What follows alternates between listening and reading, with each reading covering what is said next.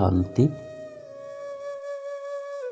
2রা জানুয়ারি 2024 প্রাত মুরলি বাপদাদা মধুবন। মিষ্টি বাচ্চারা, দেহি অভিমানী হও, তবেই ব্যর্থ সংকল্প সমাপ্ত হয়ে যাবে। কোনো বিষয়েই ভয় লাগবে না, তোমরা চিন্তা থেকে মুক্ত হয়ে যাবে। প্রশ্ন: নতুন বৃক্ষের বৃদ্ধি কিভাবে হয় এবং কেন? উত্তর: নতুন বৃক্ষের বৃদ্ধি অত্যন্ত ধীরে ধীরে আর উকুনের মতো হয়। যেমন ড্রামা উকুনের মতো চলছে, ঠিক তেমনি ড্রামা অনুসারে এই বৃক্ষও ধীরে ধীরে বৃদ্ধি প্রাপ্ত হয়। কারণ এতে মায়ার সাথেও অনেক যুদ্ধ করতে হয়। তাই বাচ্চাদের দেহি অভিমানী হওয়ার জন্য পরিশ্রম করতে হয়। দেহি অভিমানী হলে অত্যন্ত খুশি থাকে, সেবাও বৃদ্ধি প্রাপ্ত হয়। বাবা আর অবিনাশী উত্তরাধিকার স্মরণে থাকলেই তরি পার হয়ে যাবে। ধারণার জন্য মুখ্য সার: 1.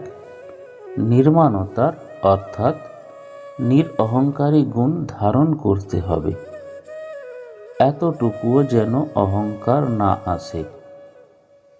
এমন মহাবীর হতে হবে যেন মায়া নাড়াতে না পারে। 2.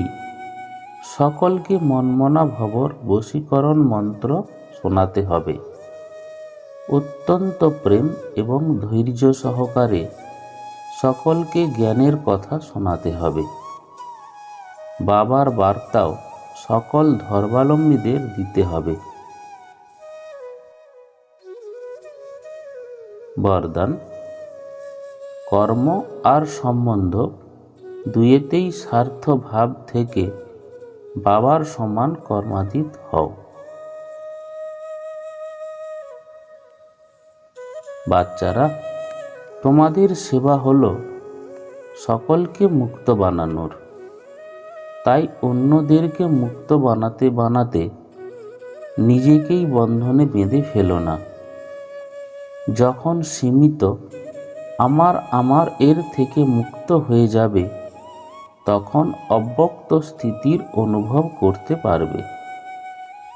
যে বাচ্চারা লৌকিক আর অলৌকিক, কর্ম আর সম্বন্ধ দুটোতেই স্বার্থ ভাবের থেকে মুক্ত, তারাই বাবার সমান কর্মাতীত স্থিতির অনুভব করতে পারবে। অতএব চেক করো, কর্মের বন্ধন থেকে আমি কতটা মুক্ত হতে পেরেছি।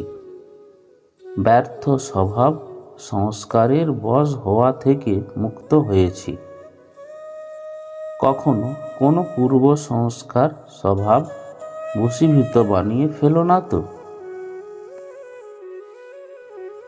স্লোগান: সমান আর সম্পূর্ণ হতে হলে স্নেহের সাগরে সমাহিত হয়ে যাও।